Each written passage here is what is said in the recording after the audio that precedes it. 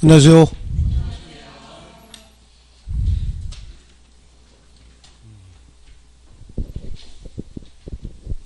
그래요. 시작하시죠. 늘 보이던 분들이 안 보이는 분이 있고, 거기 왜 안 왔죠? 아파? 그렇지, 몸 아프면 안 되는데. 자, 우리 어디 할 차례죠? 네? 그렇죠. 요약집 7페이지 법률행위 목적입니다. 그죠?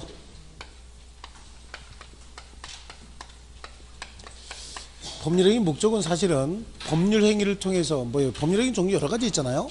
계약이나 이런 것들을 통해서 계약의 당사자가, 법률행위의 당사자가 취득하고자 하는 권리의 내용을 법률행위의 목적이다. 자, 그럼 이제 목적을 한번 따져볼게요. 자, 아파트 101동 102호입니다. 어떤 아파트 101동 102호로 할까요? 102호예요. 여기에 소유자가 갑인데 갑이 을하고 매매 계약을 체결했다. 그래서 소유권을 취득한 을이 이 부동산을 병에게 임대차 계약을 체결했다. 자, 법률행위의 목적물은 다 101동 101호죠. 101동 102호죠. 예, 그런데 두 사람의 목적은 101동 102호에 대한 소유권 취득과 매매 대금 취득이 그 목적이죠. 그러니까 소유권을 취득한다는 얘기는 권리를 취득했다는 얘기예요. 매매 대금도 금전 자체가 아니라 금전에 대한 처분권이죠. 그냥 보관만 하고 있다가 주려고 그런 게 아니잖아요. 그죠? 처분권을 취득하는 겁니다. 그러면 을하고 병의 법률행위 목적물 똑같습니다. 을하고 병도 법률행위 목적물이 뭐죠? 101동 102호입니다. 목적물은. 그런데 을은 병에게 이 법률행위를 통해서 어떤 권리를 취득하고자 합니까? 차임이죠. 차임에 대한 권리를 취득하고자 합니다. 차임에 대한 처분권이요. 그러면 병은 을에게 이 아파트에 대한 사용 수익권을 취득하고자 하는 겁니다. 목적과 목적물은 다른데 여기서 얘기하는 건 그 목적 얘기하는 거예요. 여기서 금전에 대한 처분권, 그 다음에 소유권, 여기서 차임에 대한 처분권, 그리고 사용 수익권. 이게 그 목적입니다. 이 목적은 확정할 수 있어야 된다라고 얘기를 합니다. 확정이 불가능한 목적도 있긴 있어요. 하지만 목적은 여기서는 어떻게 해야 된다? 확정되어가 아니라 확정할 수 있어야 한다. 이게 확정되어로 나오면 틀리는 지문이에요. 이렇게 나오면 틀린다. 이게 무슨 의미를 얘기하냐면 법률행위 성립할 때고 이행기라고 한번 가정을 하면요. 법률행위 성립 당시에 목적이 확정되어 있으면 가장 좋습니다. 그래서 이행기까지 이행할 수 있으면 이건 무효라고 볼 수 없죠. 다만 법률행위 성립 당시에는 확정되어 있지 않아도 이행기까지만 확정할 수 있는 것이다 라고 하면 이거는 유효가 될 수 있는 거예요. 효력 발생 요건이죠. 그럼 법률행위 성립 당시에는 이행기의 어떤 방식으로 어떤 절차를 통해서 이행하겠다라고 하는 기준과 이행할 수 있는, 확정할 수 있는 기준과 절차 정도를 마련해 놓으면 이것으로 충분하다라고 얘기를 합니다. 그래서 기준과 절차만 마련하면 충분하다. 자, 이게 이제 확정할 수 있어야 한다라고 하는 거고요. 두 번째는요. 법률행위 목적은 이행이 가능해야 된다라고 얘기를 합니다. 자, 모든 법률행위가 다 이행이 가능한 건 아니죠.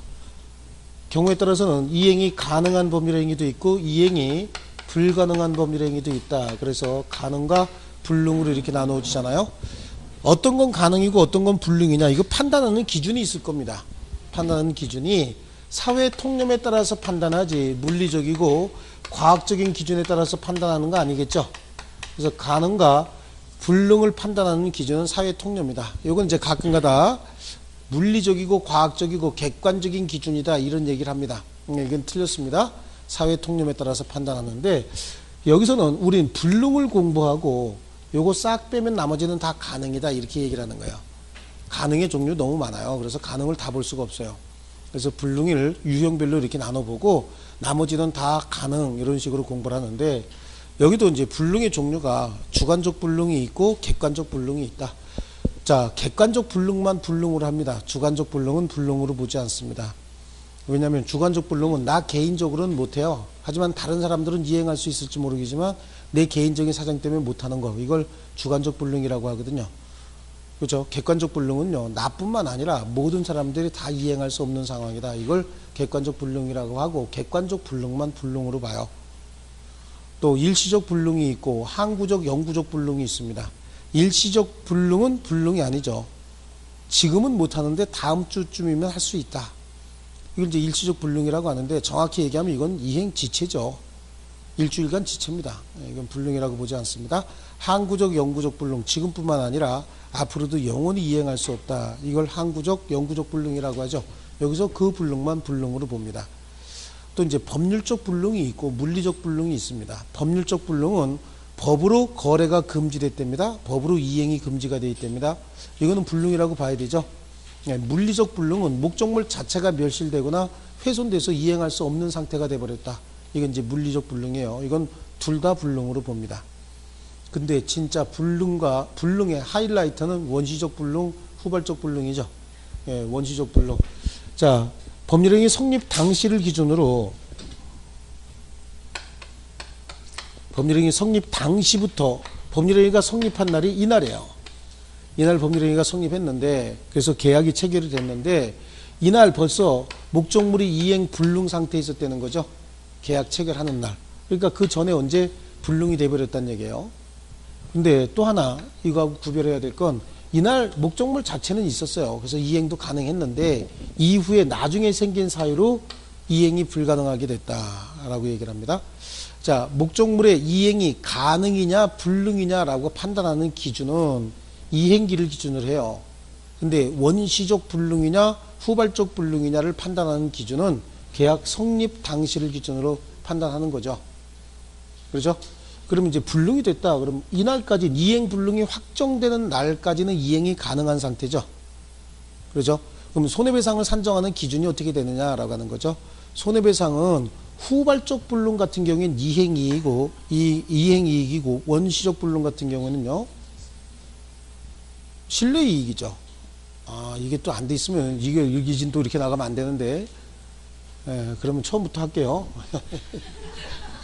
진도는 포기해야 돼. 여기 보면. 그렇죠? 진도를 어떻게 맞춰? 자, 다시요. 계약 성립 당시 처음에 계약하는 날부터 목적물이 없었다. 그러면 이거는 처음부터 이행이 불가능한 상태다. 그래서 원시적 불능이라고 한다. 계약 체결할 때는 목적물이 있었는데 나중에 생긴 사유로 불능이 됐다. 이거를 후발적 불능이라고 한다. 그렇죠? 원시적 불능인 이 계약은 계약 자체가 무효입니다. 무효죠. 후발적 불능인 이 계약은 계약 자체는 유효가 되는 거잖아요. 계약 자체는 유효입니다. 자, 이게 이제 하나의 법률행위에 이렇게 두 가지 사유가 생길 수는 없는 거죠. 각각 별개의 사유인 거예요. 계약은 성립하고 난 다음에 문제인 거예요, 항상. 그래서 여기서는 무효지만 계약 체결상의 과실 책임의 문제가 발생을 하는 거예요. 계약 체결상의 과실 책임은 우리 계약법에서 배운 거 있잖아요. 계약 체결상의 과실 책임은 채무자인 갑이 매도인이 뭐 이렇게 이름이 바뀌어 나올 수 있습니다. 채무자의 갑이 악의 또는 과실이 있고 채권자인 을, 즉 매수인인 을이 선의 무과실일 때 계약의 유효를 믿었기 때문에 지출한 손해 있죠. 그 손해에 대한 배상을 해야 된다라고 얘기를 합니다. 그렇죠. 그걸 실내이익이라고 얘기하죠. 실내이익은 이행이익을 초과할 수 없다. 그건 이제 계약법에서 배운 거니까 여기서 또 건드리진 않는 거죠. 그 다음에 후발적 불능인 법률행위는 계약 자체는 유효라고 했잖아요. 그럼 유효인 계약이 왜 이행할 수 없게 됐느냐. 그 원인을 찾아보는 거예요. 누구의 규칙 사유로 이행할 수 없게 됐느냐. 이때 이행할 의무가 있는 채무자의 책임 있는 사유로 이행할 수 없게 됐다. 그럼 그건 채무불이행이죠. 채무불이행 중에서 이행 불능이니까 최고 없이 계약을 해제한다. 최고 없이 계약을 해제한다. 이걸 뭐라고 불렀죠? 즉시 해제다. 이렇게 불렀죠. 즉시 해제. 즉시 해제하고 손해배상을 청구하는데 그때 그 손해배상의 범위는 이행이익이다. 계약이 유효함으로 인하여 얻었을 이익이다. 그러니까 이행 불능된 그 당시에 계약이 이행됐으면 그렇죠? 얻었을 이익이 있죠. 그 이익을 기준으로 손해배상을 청구하는 겁니다. 자, 그런데 이 후발적 불능이 채무자의 책임 없는 사유로 불능이 됐다. 그럼 이게 쌍무계약이다라고 하면 위험부담의 문제가 발생을 하잖아요. 위험부담은 일단 채무자는 책임 없는 사유잖아요. 그러니까 상대방도 책임 없는 사유다. 그럼 쌍방 책임 없는 사유니까 이때는 채무자가 위험을 부담한다. 근데 그렇게 쌍방 책임 없는 사유로 불능이 된 시점이 채권자의 수령 지체 중에 그랬다. 그럼 그때는 채권자가 위험을 부담하는데 똑같이 채권자가 위험을 부담하는 경우도 있었죠. 채권자의 책임 있는 사유로 불능이 됐을 때 그때도 채권자가 위험을 부담하는데 그 말의 의미는 채무자는 채권자에게 이행을 청구할 수 있다. 즉 매매대금 청구할 수 있다는 얘기입니다. 청구할 수 있을 때 자신의 의무를 면함에 따라서 얻는 이익, 양도소득세 상당액 정도라고 얘기했어요. 요거 정도는 반환 청구할 수 있다. 여기까지는 그냥 기계적으로 쭉 나오는 겁니다. 여러분도 제가 얘기를 하니까 떠오르긴 할 거예요.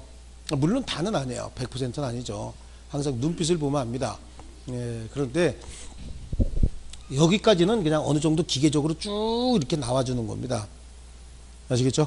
그래서 갑자기 제가 여기서는 이행이익의 손해배상 문제 또는 위험부담의 문제가 발생한다. 그럼 중간에 있는 거 머릿속에 다 순간적으로 쭉 이렇게 컴퓨터처럼 흘러나와줘야 되는데 그게 아직 잘 안 되죠. 근데 7월달쯤 되면 될 겁니다. 문제풀이 들어가면 이게 여러분도 모르게 자동적으로 이렇게 조금씩 이렇게 물에 젖듯이 가랑비에 옷 젖듯이 이렇게 젖어 나가야지 한꺼번에 집어넣으면 한꺼번에 훅 몰려 나갑니다.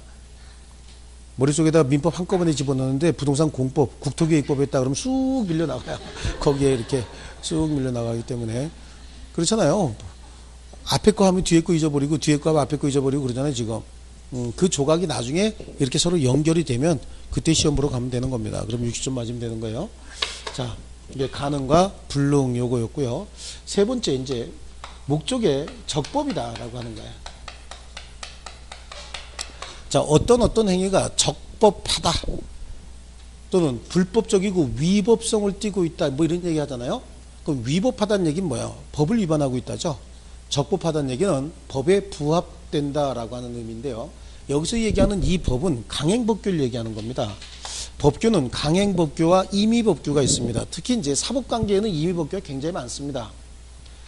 강행법규하고 임의법규의 차이는 계약이나 또는 기타 법률 행위하면서 당사자가 합의로 여기 법이 존재하지만 이 법을 배제해버리자 라고 약정을 해서 그 법 적용을 배제해버릴 수 있는 걸 임의법규라고 하죠. 그럼 강행법규는 뭐냐?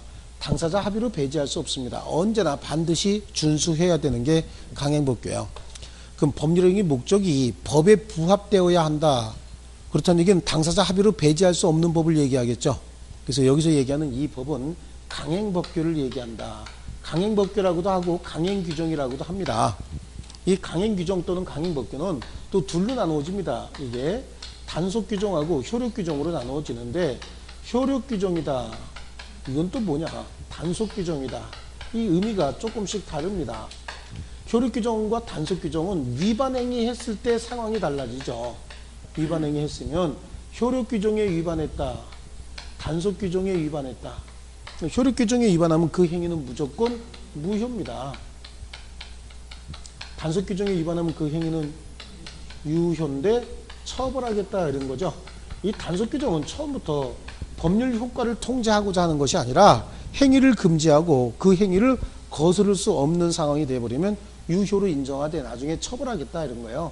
무허가 음식점의 음식물 판매 행위, 무허가 미장원 또는 무허가 목욕장의 영업행위 이런 것들이 있죠. 이런 것들은 금지되어 있잖아요. 원래 못하도록 돼 있는데 실제 현실적으로 많이 하고 있잖아요. 포장마차에서 물건 사서 먹는 거 있죠. 떡볶이 같은 거, 오뎅 이런 거 있죠. 사 드셔보셨나요? 언제 사 드셔보셨나요? 오뎅 언제 드셔보셨어요? 한참 됐죠. 네. 이제 나이 먹으면서 낭만이 없는 것 같아요. 전에는 길 가다가 저거 한 사발 먹고 갈까? 그래서 꼬치 한 2개 하고 한 사발 이렇게 먹고 그랬는데 요즘은 그것도 귀찮죠. 에? 요즘 그것도 괜찮더라고. 지나가다가 에이 뭘 그냥 집에 가서 먹지 뭐 이렇게 무슨 집에 뭐 꿀떡을 갖다 놓은 것도 아닌데 집에 가서 먹지. 근데 남자들이 밖에서 저 생활 많이 하다 보면 하도 밖에서 많이 먹으니까 이 집밥이 그리울 때가 있죠. 근데 집에 가면 집에 계신 분은 일찍 왔어? 외식하자 이러죠. 일찍 와서 그럼 외식하자 이렇게 얘기한다고. 자, 좋습니다. 그거 무허가 음식점의 음식물 판매 행위 이런 것들은 다 금지되어 있어요. 금지되어 있지만 그게 효력 규정이 아니고 단속 규정이에요. 그러다 보니까 위반 행위했다. 그 돈은 줘야 된다는 얘기죠. 그런데 그 음식점 점주는 걸리면 처벌합니다. 근데 대한민국에 포장마차 주인이 포장마차 하다가 걸려서 처벌받은 거 있나요? 처벌받은 거 없죠? 그게 위생상으로도 굉장히 문제가 많고 도로소통이나 기타 여러 가지 안전상에도 문제가 굉장히 많은데 그거를 처벌을 못해요. 우리 법이 있어도 그 처벌 못합니다. 왜냐하면 또 머리띠 두르고 뛰쳐나오니까 그걸 처벌을 못합니다. 그래서 대한민국은 법이 있어도 별로 지킬 필요가 없는 법들이 많은 게 굉장히 많습니다. 법치국가가 아니라 떼치국가라고 합니다. 그래서 그렇죠. 깡치국가, 떼치국가 이런 거죠. 깡다구 부리면 경찰도 밀려줍니다. 경찰이 가장 무서운 때가 언제예요? 힘없는 서민들한테 가장 무섭죠.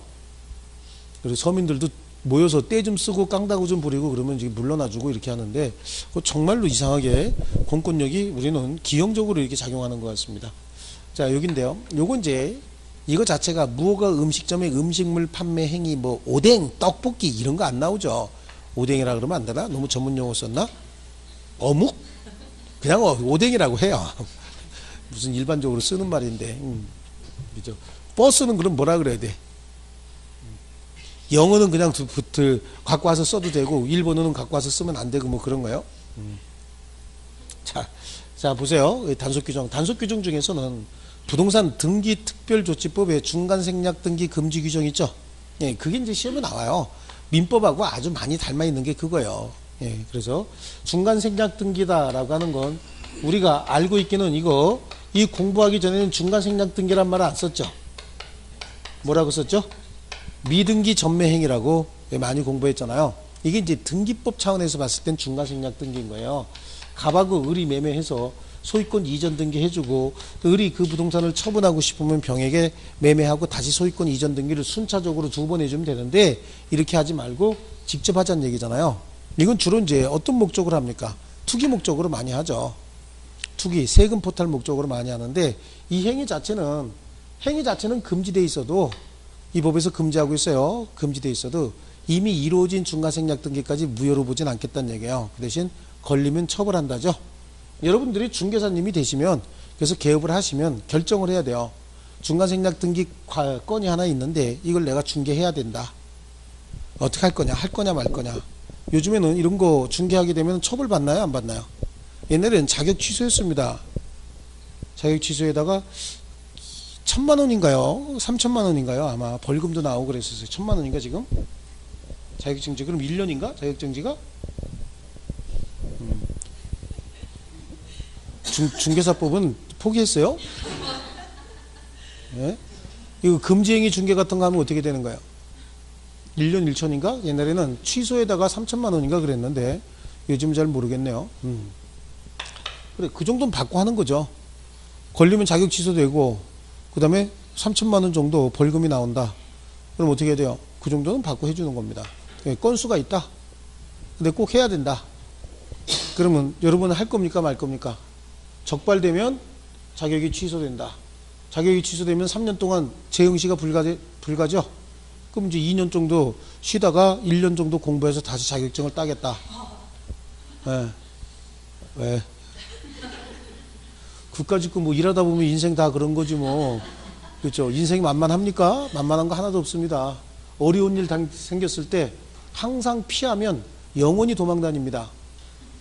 어려운 일 복잡한 일 생겼을 때 정면으로 부딪히기 시작하면 달 풀려나가지만 도망다니기 시작하면 영원히 도망다녀야 됩니다. 이런 거 어떡할 거예요? 여러분에게 생겼다. 할 거예요? 말 거예요? 여러분이 안 해도 누군가 분명히 합니다. 분명히 합니다. 여러분이 안 해도. 네. 그래요. 한번 생각해 볼게요. 어쨌든 중간생략 등기에서 소유권 이전 등기까지 됐다. 그러면 단속 규정에 위반을 했기 때문에 처벌받는다. 즉 벌금이 나온다는 거지 경찰 출동은 없습니다. 아시겠죠?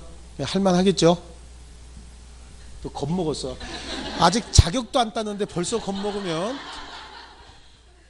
그렇죠. 하여튼 이런 거 해야지. 이런 거 안 하고 그러면 딴 사람들이 다 뺏어 먹기 시작하면 무능력한 사람 돼요.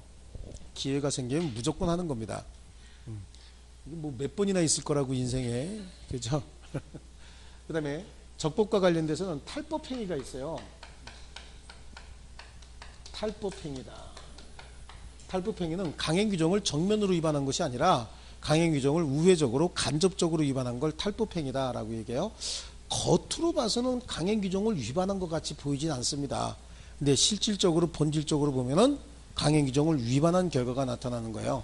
이 탈법행위는 3개만 알면 되는데 무효인 탈법행위 2개 정도 아시고요. 유효인 탈법행위 하나 이렇게 아시면 돼요. 이 무효인 탈법행위는 둘 다 공무원이 등장해요. 국유재산을 관리하는 국유재산 관리 담당 공무원은 이제 뭐 관제 업무를 한다라고 얘기하거든요. 관제 재산할 때 그래요. 그 업무를 하는 공무원은 자기가 관리하는 국유재산을 자기 이름으로 취득하지 못하도록 돼 있어요. 그런데 자기 이름으로 취득하지 못하니까 그러면 친구 이름이나 친인척들 이름으로 취득하는 경우가 있죠. 이런 경우에도 본질적으로 이름만 친구나 친인척 이름을 빌려왔지 자기가 직접 취득한 거하고 똑같은 결과가 생기거든요. 그러니까 이것도 금지되어 있습니다. 탈법행위라고 합니다. 무효입니다. 또 공무원은 연금을 받을 때 우리 국민연금하고 차이가 많죠. 공무원은 국가에 대한 어떤 봉사자다 그런 차원에서 국가에서 연금을 조금 더 많이 지원을 해줘요. 거기다가 그분들은 33년 정도 붙습니다. 33년. 그래요. 이 굉장히 오랫동안 분 거예요, 사실은요. 우리 국민연금도 실제 납부 횟수가 그 정도 되면은 그 비슷하게 받을 수 있을 겁니다. 근데 우리는 국민연금에서 상한선을 지금 정해놨죠. 상한선을 정해놨는데 그것들이 개정이 돼야 돼요. 뭐 어떻게 이것저것 딴소리 하지 말고 나중에 무슨 나이 드시면 얼마씩 더 주겠다 그런 수작 부리지 말고 상한선 없이 연금을 많이 벗으면 나중에 많이 받고 조금 벗으면 나중에 덜 받고 이런 걸 해야 돼. 이런 걸 정해놔야지. 상한선 얼마 이상은 받지 못한다. 지금 국민연금 상한선이 100몇만 원이죠. 그렇죠. 130이요? 이거 이상 받을 수 없다라고 이렇게 정해놨는데 130 가지고 나중에 나이 먹어서 어떻게 살으라고 수작들을 부리는지 이런 걸 없애야 되는데 본질적으로 노령연금 10만 원 더 준다 덜 준다 이게 문제가 아니라 이런 걸 없애버려야 됩니다. 그럼 많이 보면 많이 받을 수 있는 거죠. 그래놓고 맨날 여기 불평등이 있다 이렇게 얘기를 하면 본질을 호도해버리는 거예요, 사실은요. 그렇습니다. 그 공무원 연금은 그래서 공적인 어떤 성향이 좀 있습니다. 공권적인 성향이 있어서 임의로 사적 담보 제공이 금지가 됩니다. 개인적으로 담보 제공하고 돈 빌려 쓸 수 없도록 되어 있는데 이거를 사적으로 담보 제공해서 사채업자에게 연금 수급 통장하고 카드 같은 거 한꺼번에 줘버리고 돈 빌려 써서 매월 사채업자가 연금 나오는 거 찾아 쓰는 경우가 있어요. 이것도 겉으로 봐서는 연금관리공단에서 연금 지급하는 건 퇴직공무원에게 지급이 되고 있는 거죠. 근데 실제 찾아 쓰는 건 누가 찾았어요? 사채업자가 찾아 쓰고 있거든요. 이게 금지가 되어 있습니다. 무효입니다. 그래서 둘 다 공문자 들어가는 거고 유효는 동산의 양도담보 있죠. 동산을 담보 제공할 때 어떻게 해야 됩니까? 질권을 설정해야 됩니다. 질권. 그 질권을 설정한다는 얘기는 목적물을 인도해 줘야 됩니다. 채권자에게. 그리고 질권을 설정할 때는 채무자라 하여금 대리 점유가 금지되어 있습니다. 그걸 점유계정이라고 하는데 거기까지는 알 필요 없습니다. 어쨌든 동산의 양도담보, 동산을 담보 제공할 때는 목적물을 채권자에게 인도해야 되는데 그렇게 인도 안 하고 채무자가 계속해서 목적물 점유하면서 담보 제공하는 방법이 있거든요. 이거는 이제 관습법상 유효로 봅니다. 관습법상 제도예요. 왜냐하면 우리는 전통적으로 관습적으로 그렇게 해왔어요. 동산 같은 거 양도담보 제공해 왔습니다. 이제 옛날에 보면 시골에서 송아지 태어나면 큰아들 학비라고 얘기하잖아요. 그런 거 들어보셨나요? 소가 새끼를 낳아서 송아지가 태어나면 이거는 우리 큰아들 서울에 가서 공부하는 큰아들 학비요. 이게 태어났는데 왜 이게 학비야? 그렇죠. 이걸 동네에 계신 김첨지, 박초시 이분들한테 가서 저 지금 송아지 태어났으니까 2년 후에 내가 이거 키워서 2년 후에 갚을 테니까 돈을 좀 빌려주셔라고 한다고. 그럼 돈을 빌렸다가 2년 동안 내가 못 갚으면 그동안 키운 소를 주는 거예요. 담보 제공한 거라고. 이런 식의 담보가 양도담보고 옛날부터 해왔던 제도거든요. 그래서 이거는 무효로 보지 않는다라고 얘기합니다. 아시겠죠? 좋습니다. 그래서 동산의 양도담보 유효다. 여기까지 해서 언론 책으로 보고 제가 지금 한 얘기가 동산의 양도담보 송아지 태어나면 우리 서울에서 공부하는 큰아들 대학 등록금이다라고 하는 거 이해 못하세요? 그러니까 책을 좀 읽어야 돼. 이해 못한다는 얘기는 굉장히 책도 안 읽고 그랬다는 얘기예요. 사회현상 변화에 거의 관심이 없고 그래서 지금 여기 혹시 공대생도 계실지 모르겠고 이 수업 들으시는 분 중에 공대 출신들도 계실지 모르겠지만 그냥 저희 대학 다닐 때 저희들끼리 그냥 그랬어요. 공대생 애들 옆에 오르면 아우 자갈 굴러간다 야 그랬어요. 걔네들은 사회 현상 변화라든지 어떤 저 유행 변화, 트렌드 변화 이런 데 별로 관심이 없고 오직 수학적인 계산 뭐 이런 거 하고 이것만 관심이 있다 보니까 커뮤니케이션이 안 돼. 이런 대화가 안 되는 거야. 그래, 거기 또 이제 공대에 보면은 한 명씩 법대하고 비슷하게 한 학년에 한 명 정도씩 여학생들도 또 이렇게 있어요. 그래. 그럼 거기가 이렇게 걔가 이렇게 갖고 오면 늘 그랬다고. 아유, 야야, 자갈 굴러온다. 그랬었다고. 그런데 요즘은 공대생들이 훨씬 더 각광을 많이 받는 세상이 됐죠. 그게 이제 사회의 기형적인 현상 때문에 그래요. 이게 이제 어느 정도 자리를 잡으면 다시 인문학이라든지 아니면 사회과학 쪽이 어떤 균형이 좀 맞아야 돼요. 우리처럼 자연과학이나 공대생들만 잔뜩 이렇게 취업이 되고 이러면 사회가 정말로 그렇게 계산적으로 기계적으로 돌아가는 생각이 없는 사회가 돼버린다고. 이 철학이 없는 어떤 삶 이런 것들은 실제로 철학을 얘기하니까 좀 이상하긴 하는데 돈을 벌 때도 철학이 있어야 되고 돈을 쓸 때도 철학이 있어야 돼요. 그냥 부동산 투기 같은 거 해가지고 막 땅 좀 이렇게 사놨다가 한꺼번에 돈 벌고 막 그러니까 돈 쓰는 게 아니라 그런 건 막 돈질한다 그러죠. 돈질하는 걸 무슨 뭐 대단히 어떤 힘이 있는 걸로 잘못 생각하는 사람들 있잖아요. 이 머릿속에 돈은 있으되 머리가 비어 있어서 그래요. 기계적인 어떤 돈 쓰는 거지 뭐 생각 없이. 그렇게 되면 사회가 순실이가 그랬어요? 그 안엔 또 다른 일도 있을지도 모르죠. 자, 그래요. 조순실이 얘기하는 거죠? 자, 7페이지 한번 볼게요. 법률행위 목적입니다. 법률행위 목적이란 행위자가 법률행위에 의해서 달성하고자 하는 법률 효과를 말한다. 구체적인 예시입니다. 매매에서 쌍방의 목적, 매도인은 매매대금에 대한 처분권이고 매수인은 뭐라 그랬죠? 목적물에 대한 소유권. 임대차에서는 임대인과 임차인, 그 목적물은 같을 수 있잖아요. 근데 각각 취득하고자 하는 권리는 다르다. 거기 뭐 암기하거나 그럴 건 없어요. 다음에 목적의 효력 발생 요건, 목적은 확정할 수 있어야 한다. 확정할 수 위에다가 확정되어 X다 이렇게 좀 써놓으면 되겠네요.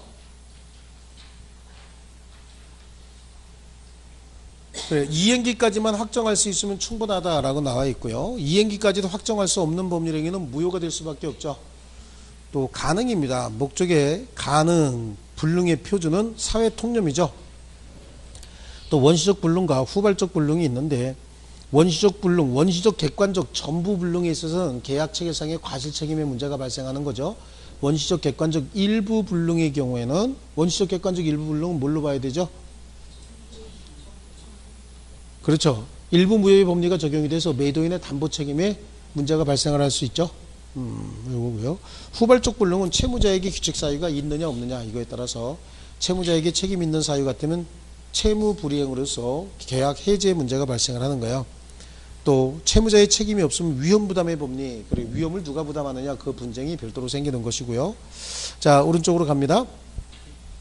거기에 핵심 지문 중에서 4번에 있는 지문, 거기 좀 제일 중요한 편입니다. 강행 규정을 위반한 자 스스로 무효를 주장하는 것은 신의칙상 허용될 수 없다. 아니죠. 가능한 거죠. 강행 규정을 위반한 자 스스로 자기의 행위가 강행 규정을 위반해서 무효임을 주장하는 것은 신의칙 위반이 아니라고 합니다. 그 다음에 이제 원시적 불능과 후발적 불능을 시험에서는 원시적 불능, 후발적 불능 이렇게 표현하지 않고 여러분이 약간 헷갈리게 이렇게 표현하는 거예요. 시험에 나오는 지문은요. 그래서 거기 보면 3번에 매매계약 체결 후, 그 2번에도 매매계약 성립 후 이렇게 나오죠. 이후에 불능이 됐다 그러면 이게 후발적 불능이란 얘기예요. 원시적 불능이란 얘기예요. 후발적 불능이라고 얘기하는 거죠. 그래서 매매계약 체결 후 매매 목적물이 전소된 경우에 그 매매계약은 유효죠. 계약 자체는 유효잖아요. 이행 불능의 문제가 발생을 하는 것이고 5번에 이미 멸실된 주택에 대한 매매계약, 이건 뭐지? 원시적 불능이라는 얘기잖아요. 매매계약 체결할 당시부터 멸실돼 있었다는 얘기죠. 이거는 원시적 불능입니다. 이거는 무효가 돼야 맞는 거죠. 자, 이런 식으로 표현이 나온다. 원시적 불능이다, 후발적 불능이다 이렇게 딱 집어서 얘기하지는 않습니다. 자, 그 다음에 적법성입니다. 법률행위 목적이 적법하다 하면 강행법규에 위반하지 않는 것을 얘기하고 강행법규와 임의법규 구분하고 있고요.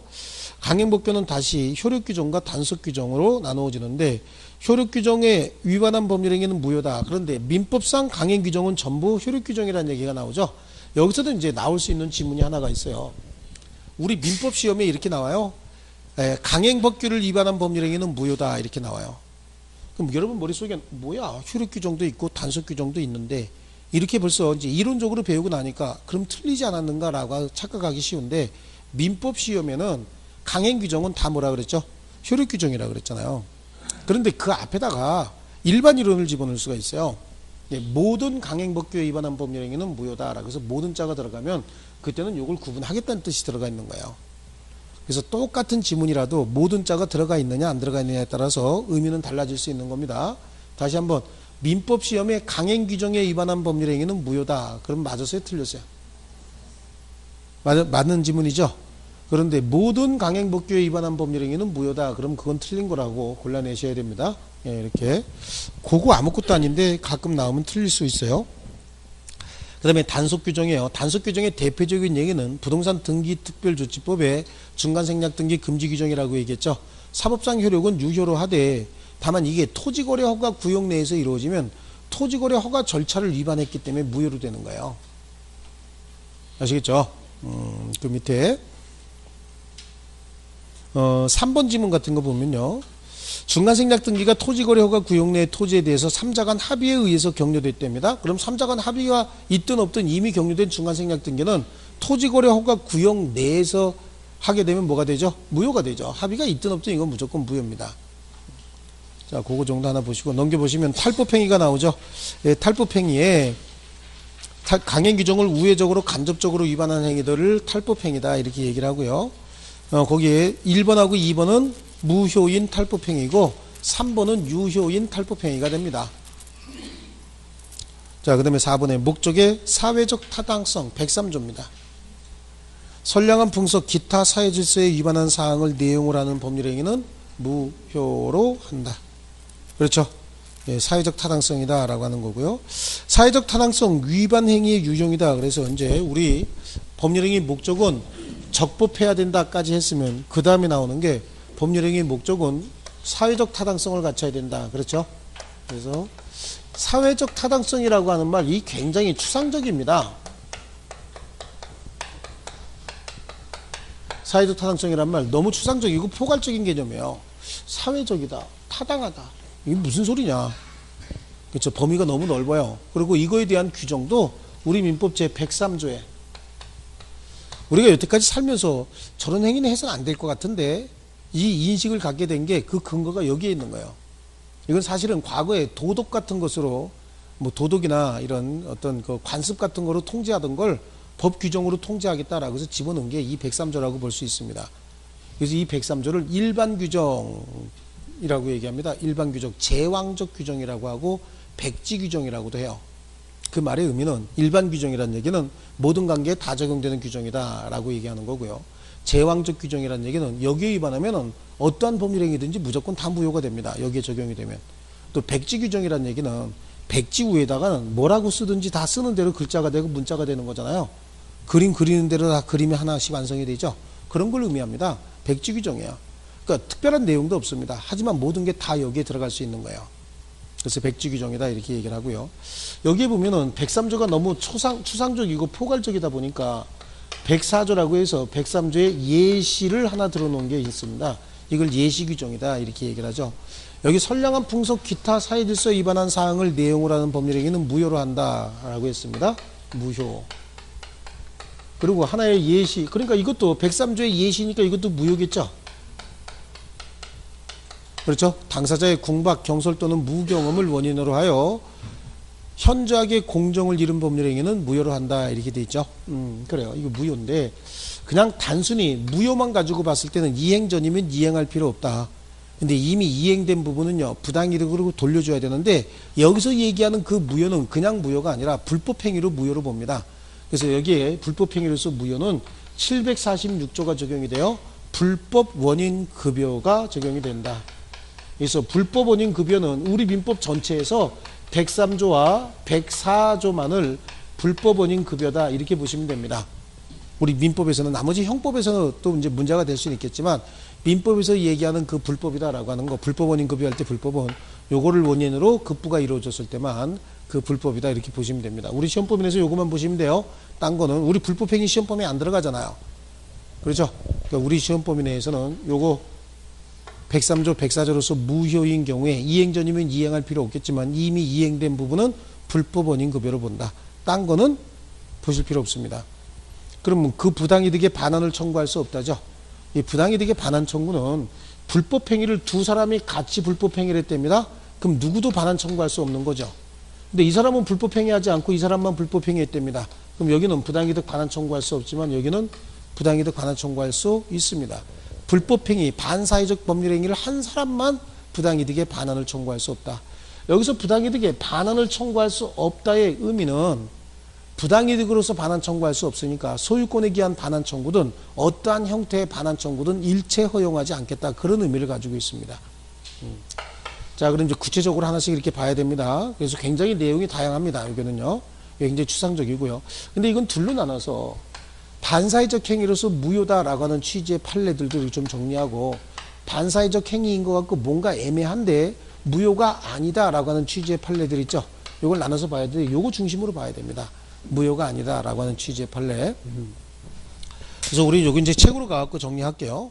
먼저 정의관념에 반하는 행위 중에서 범죄하지 않을 조건으로 급부약정 그렇습니다. 세탁소를 운영하시는 분이 딸이 셋이 있습니다. 딸이 셋이 있는데 그 중에서 셋째 딸이 학교 갔다 안 와요. 근데 어떤 사람이 전화가 왔습니다. 네 딸을 내가 데리고 있다. 왜 데리고 계신가요? 그랬더니 뭐래요? 돈이 좀 필요하다고 얘기하죠. 그럼 그분한테 제가 돈을 드릴 테니까 우리 딸한테 무사히 좀 돌려보내주세요. 이게 뭐죠? 범죄하지 말라고 돈 주겠다라고 약정하는 거죠. 여러분 생각에 이게 골목길에서 껄렁대고 담배 피는 애들 목사님이나 뭐 신부님 또 스님 뺐다고 어떤 분이 얘기하더라. 스님 등이 가서 착하게 살아야 돼. 착하게 살아야 돼. 착하게구나 참. 착하게 살아야 돼. 그러면서 돈 몇 푼 주겠다. 이게 아니에요 이거는. 그죠? 범죄 집단에 끌려간 딸을 구출하기 위해서 돈을 주겠다라고 약정한 거예요. 그 약정 자체는 뭡니까? 무효죠. 이 반사회적 행위로서 급부하지 않아도 된다는 얘기입니다. 그래서 이건 수업 시간에 세탁소 셋째 딸이다 이렇게 해서 말씀드렸을 거예요. 셋째 딸. 그때 아버지가 이렇게 얘기를 해보니까 유기했다고 하는 이 범인이 뭔가 좀 띨띨해 보여요. 뭔가 말이 좀 어눌하고 그러니까 거기다가 제안을 했습니다. 내일이 아니고 오늘 애를 돌려보내주면 답을 주겠다. 3천만 원 달라고 그러는데 내일 6천만 원 주겠다. 그랬더니 애 돌려보내줬죠. 돌려보내주고 그 다음날 가방 들고 왔습니다. 돈 받으려고 현금으로 준비해. 그러고 왔겠죠. 예, 그 가방 안에 지가 들어갔겠죠. 그렇습니다. 이 사람은 교도소에서 지금 뭐라 그러고 있어요? 그래도 난 6천 받을 거 있어 라고 얘기하잖아요. 받을 거 있어요 없어요? 없습니다. 난 이거 마치고 나가면 6천 원 받을 거 있어 라고 얘기하는데 받을 거 없습니다. 그건 무효입니다. 안 줘도 된다 그런 얘기예요. 자, 그 다음에요. 형사사건에 대한 변호사의 성공보수 약정은 무효다. 근데 그거하고 비교해야 될 게 민사사건에 대한 성공보수 약정은 유효다 이렇게 돼 있죠. 형사사건은 말이죠. 변호사가 변론을 잘해서 형사 피의자가 불구속으로 나왔다 또는 무죄로 석방이 됐다. 좋은 일이긴 하죠. 그렇다고 해서 당장 어떤 경제적인 이익이 생기는 건 아니잖아요. 근데 여기에 이제 성공보수 약정을 해왔던 거예요. 이건 무효입니다. 반사회적 행위예요. 근데 민사소송은 상황이 다른 게 민사소송에서 승소하게 되면 그 승소한 부분에 대해서 돈이 생기죠. 재산적 이익이 생기니까 거기서 10% 10%의 성공보수 약정 이거는 유효라고 볼 수 있어요. 지금 우리나라 변호사들이 민사소송 안 합니다. 민사 공부도 안 합니다. 시간도 많이 걸리고 또 어렵잖아요. 이게 잘 안 해요. 전부 다 형사자법만 다루려고들 합니다. 그게 재밌었던 게 형사자법이 건도 많지만 뭐 불구속 구속돼 있는 걸 구속 적부심에서 불구속으로 빼주면 얼마 뭐 이렇게 해서 또 구속 사건을 뭡니까 집행유예 또는 기소유예 선고유예 등으로 빼주면 그래서 뭐 기소유예로 빼면 얼마 선고유예로 빼면 얼마 집행유예로 빼면 얼마 이렇게 해서 단가가 정해져 있어요. 그러다 보니까 굉장히 재밌죠. 예, 굉장히 재밌으니까 그쪽으로만 하려고 그랬던 거예요. 쉽고 그쪽이. 그런데 이제 이게 무효가 됐잖아요. 그러니까 이제 민사적으로 쭉 넘어올까요? 안 넘어올까요? 안 넘어옵니다. 그래도 계속 합니다. 실제로. 그러니까 다 잡아놓을 놈들은 다 거기 있어요. 이거 불법행위가 하지 말라고 돼 있는데 계속 하고 있거든요. 싹 다 잡아넣어야 됩니다. 근데 그 사람들 왜 안 잡아넣죠? 또 얘기하지만 저기 여의도에 있는 쓰레기 절반이 거기 출신이에요. 지금 큰일입니다. 우리나라 저기 법원 내에 있는 사람들, 검사, 판사들도 전부 여의도만 쳐다보고 있어요. 쓰레기통만 쳐다보고 있어가지고 저 큰일입니다. 그거. 그러니까 전부 그쪽에 구미에 맞는 판결을 자꾸 하는 거예요. 실제로 법이 뭐냐? 우리는 법을 잘 모르기 때문에 우리가 개인적으로 가지고 있는 감정하고 법의 원리하고 다를 수 있습니다. 그럼 어떻게 됩니까? 법에 맞도록 판결해 줘야 될 거 아니겠어요? 근데 요즘엔 전부 다 국민 정세, 그게 뭐 국민의 법감정 그러는데 그럼 법을 없애버려야 됩니다. 우리는 성문법주의가 아니라 그러면 불문법주의로 국가 법 체계를 바꿔야 됩니다. 자꾸만 이제 여론에서도 호도해버리죠. 국민의 법감정 뭐 이런 식으로 해서요. 그런데 지나가는 국민들한테 법감정이 있으시냐고 한번 물어보세요. 있다 그러죠. 어떤 법이요? 그러면 또 아무 얘기 없습니다. 그게 뭐야? 기분이 좋으냐 나쁘냐 이거 가지고 판단하면 이게 뭐예요? 아이 빨갱이식 여론재판이죠. 그렇게 되면. 네. 좋습니다. 또 3번에 제2 매수인이 적극 가담한 이중매매, 이건 무효죠. 요건 조금 있다가 104조 불공정한 법률행위하고 같이 할게요. 그 다음에 두 번째, 개인의 자유를 극도로 제한하는 행위다라고 해서 혼인의 자유가 인정이 되면 이혼의 자유도 인정이 돼야 되겠죠. 그 다음에 직업선택의 자유, 거주 이전의 자유 이런 것들 전부 인정이 돼야 됩니다. 이건 우리 헌법상 보장된 생존권적 기본권 또는 사회권적 기본권 뭐 이렇게 얘기를 하죠. 이런 기본권과 관련된 겁니다. 그런데 이런 거 있어요. 퇴직 후 일정 기간 동안은 어떤 회사에서 근무하다가 그 회사에서 배운 기술이나 그 회사에서 맺은 인맥 같은 걸 활용을 해서 회사 퇴직 후 바로 그 회사에게 경제적으로 타격을 주는 어떤 경쟁 업종을 할 가능성이 있죠. 이것도 또 반사회적 행위로 봐서 퇴직 후 일정 기간 동안은 유사한 활동에 유사한 영업 목적을 어떤 경업을 할 수 없다라고 정할 수는 있어요. 요 기간이 3년 내지 5년 정도면 타당하지만 영원히 이거 할 수 없다. 이거는 무효죠. 그래서 이제 미장원 사건이 하나가 있어요. 유명한 미장원이 있죠. 대한민국에 남자도 가고 남자 머리도 깎고 이렇게 하는 그 유명한 미장원이 있어요. 그 미장원 뭐 할 때 머리 이렇게 쭉 해놓고 TV에서 봤더니 가위를 거진 신들린 듯이 막 이렇게 쭉 한 사람 있죠. 그죠? 예. 근데 왜 그렇게 미친 짓처럼 그래요? 차분하게 안 자르고. 뭐 이렇게 휙 날려놓고 쫙 이렇게 하는데 몇 개 잘리지도 않고 줄 몇 개 떨어지는데 옆에서 보고 막 쓰러지고 그러대. 근데 거의 다 사기술이죠. 거의 사기술입니다. 실제로 이렇게 머리카락 날려놓고 자른 거 보면 몇 가닥 안 떨어집니다. 근데 굉장히 뭔가 한 것 같이 이렇게 하고 거기에 또 이제 쓰러지는 걸들도 있고 그러죠. 근데 어떤 사람이 그래요. 거기 가갖고 3년 동안 전문용어로 시다라고 하죠. 이걸 하고 각서 씁니다. 평생 직영 매장이 있는 데서는 평생 개업하지 않겠다라고 각서를 쓴 거예요. 근데 거기서 3년 동안 거의 월급도 못 받고 열심히 배운 사람인데 왜 거기서 배우나 난 잘 모르겠는데요. 거기서 배워야 먹힌데 먹어야지 왜 먹혀. 그렇죠. 참나 이해가 잘 안 가는데 거기서 배워가지고 전국의 주요 매장 영업이 잘 되는 지역에는 다 거기 직영 매장이 들어가 있는데 거기서 안 할 거면 뭐 하려고 거기서 배우는지 모르겠는데요. 그래서 배운 사람이 있어요. 배운 사람이 있는데 일단은 자기 고향에 갔죠. 시골 동네 가갖고 거기서 이제 미장원을 개업을 했는데 그 시골의 미장원의 특징이 있죠. 원 스타일. 그렇죠. 개런티 1년이죠. 그래요. 원 스타일 1년 개런티야. 1년 보장입니다. 하자보수가. 그래요. 뽀글이 라면 파마 해야 되죠. 바짝 붙어갖고 라면 파마 바짝 붙어 스타일 똑같습니다. 그죠. 그 다음에 1년 이내에 파마 풀리면 하자보수 해줘야 되죠. 그러니까 이거는 뭐 발전이 없었던 거예요. 그러니까 이 사람이 자기가 배웠던 그 도시 내에 와가지고 개업을 했습니다. 그러니까 그쪽에서 바로 이제 시비를 걸고 소송 제기한 거죠. 그런데 한 3년 정도 고향 가서 고생했으면 3년 지나고 나서는 경쟁업 해도 된다는 얘기예요. 영원히 업종 제한하는 건 무효다라고 얘기합니다. 아직 못된 짓들은 굉장히 많이 하고 있습니다. TV에 나오는 것들이 제일 많이 해요. 못된 짓은요. 자, 그 다음에 해외 연수 복귀 후 일정 기간 동안 근무해야 된다는 사교나 근로계약은 이건 무효가 아니다. 자, 우리 회사에서 직원을 해외에 파견했대요. 교육 파견을 했답니다. 그럼 갔다 들어오면 그 교육기간 동안 돈 많이 들어갔을 거 아니에요? 갔다 들어오면 우리 회사에서 투자한 비용을 뽑아야 되죠. 그래서 보통 해외 파견 교육을 보내는 직원은 파견 복귀 후 해외 파견 기간 동안만큼 회사에 근무해야 된다라고 하는 어떤 특약을 정해 놓습니다. 이를 위반할 때는 해외 파견에 소유됐던 경비 전액을 반환한다. 이런 특약 자체는 직업 선택의 자유를, 직업 또는 변경의 자유를 제한하는 내용이라고 볼 수 없습니다. 해외 파견에 소유됐던 경비의 회수 기간을 스스로 정한 것이다. 이렇게 보는 겁니다. 아시겠죠? 자, 그 다음에 부정행위를 사죄하는 뜻에서 처에게 부동산을 증여하되 부부관계가 유지되는 동안은 처가 임의로 처분할 수 없다는 약정은 무효가 아니다라고 하는데, 이게 왜 문제가 되냐면 이제 부부라고 하는 어떤 특수한 관계 말고요, 여러분이 누구에게 부동산을 샀다라고 한번 생각해 보세요. 뭐 사지 않고 다른 뭐 물건 교환을 받았다, 하여튼 부동산을 여러분이 취득을 했답니다. 그런데 전 소유자가 현재 소유자에게 소유권 행사를 제한하는 약정을 집어넣었답니다. 그 약정이 효력이 있을까요? 그런 부동산은 거래가 안 되는 거죠. 그 약정은 무조건 무효입니다. 현재 소유자가 자신의 물건에 대한 소유권을 배타적으로 활용할 수 없는, 배타적으로 행사할 수 없는 그런 소유권은 존재할 수가 없습니다. 여기도 이제 남자가 바람을 피다가 걸렸어요. 걸려갖고 부인한테 자기가 가지고 있는 모든 부동산을 다 증여합니다. 증여하면서 집 하나만큼은 부부관계가 유지되는 동안은 처가 임의로 처분할 수 없다라고 하는 제한을 붙여놨는데, 그럼 이제 문제는 부인이 그걸 받아가지고 있다가 그 부인에게 또 누가 생겨요? 식스팩이 생기죠. 식스팩이 생겼는데, 식스팩 그 매너에 누나잖아, 누나. 그쵸? 동상한테 뭐 해주고 싶잖아요. 걔들이 특기가 뭐야? 3개월까지는 박다가 4개월부터 시작해서 6개월 사이에 굉장히 표정이 어두워지죠.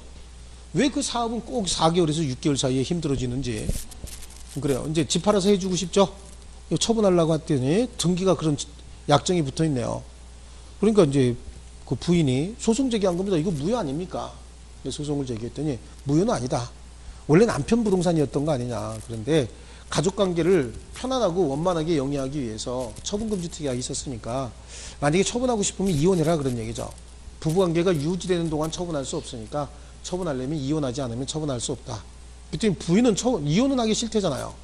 왜요? 이혼을 하고 젊은 놈 만나면 진정한 복수가 아니죠. 그렇지. 혼인관계가 유지되는 동안 젊은 놈을 만나야 진정한 복수잖아요.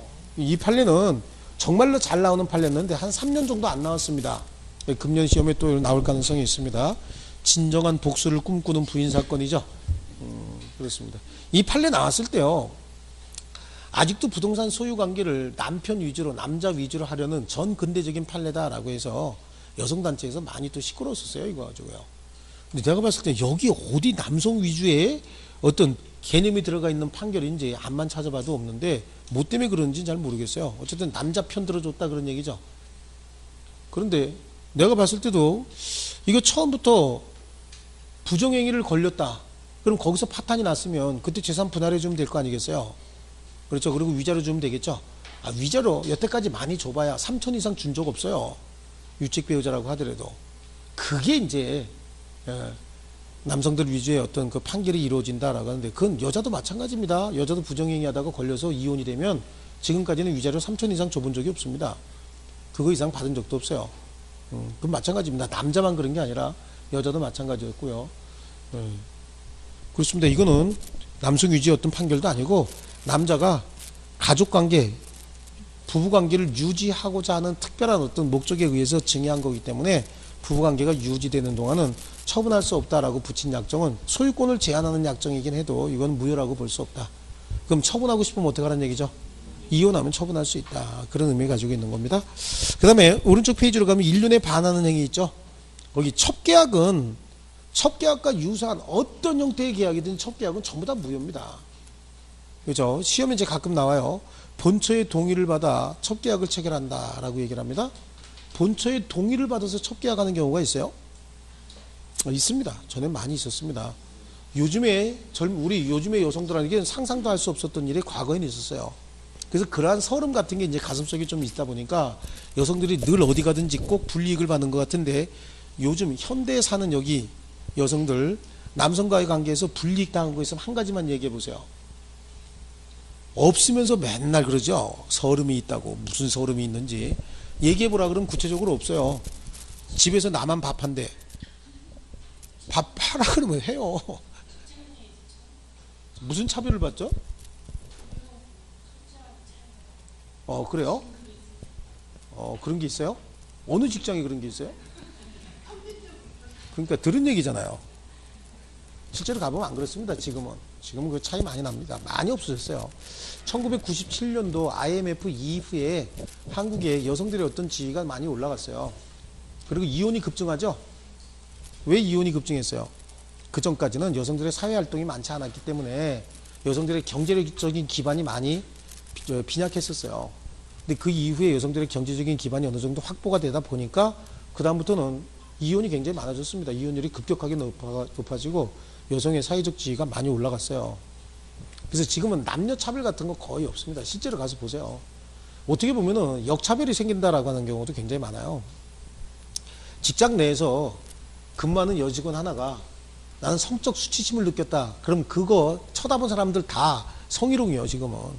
그러니까 여자하고 눈 마주치면 안 돼. 그리고 눈 마주쳤으면 고개 숙여야지. 눈 깔아야지. 얼굴 쳐다보고 웃으면 바로 성희롱 될 수 있어요, 지금은요.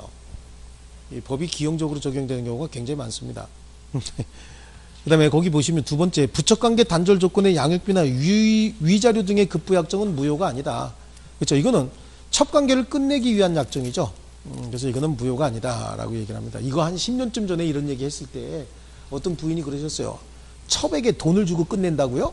그래서 예, 그 급부 약정 할 수 있습니다. 그랬더니 그걸 머리를 뜯어놔야지 왜 돈을 주냐고 그러신 분들도 계셨는데 요즘은 없더라고요. 그치, 그 정도는 줘야지 이런 생각 하시더라고요. 자, 그 다음에 지나치게 사행적인 행위 있죠.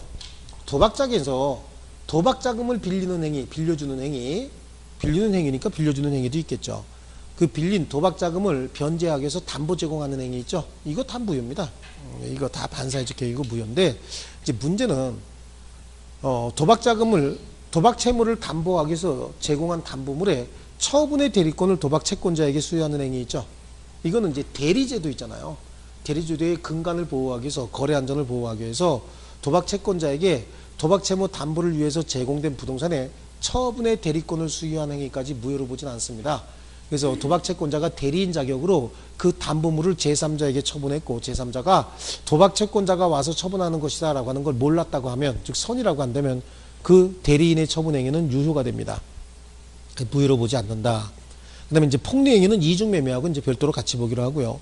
동기의 불법 있죠. 동기라고 하는 건 원래 법률 행위에 영향을 미치는 요소가 아닙니다. 동기는 사람의 머릿속에 있는 꿍꿍이를 동기라고 하죠.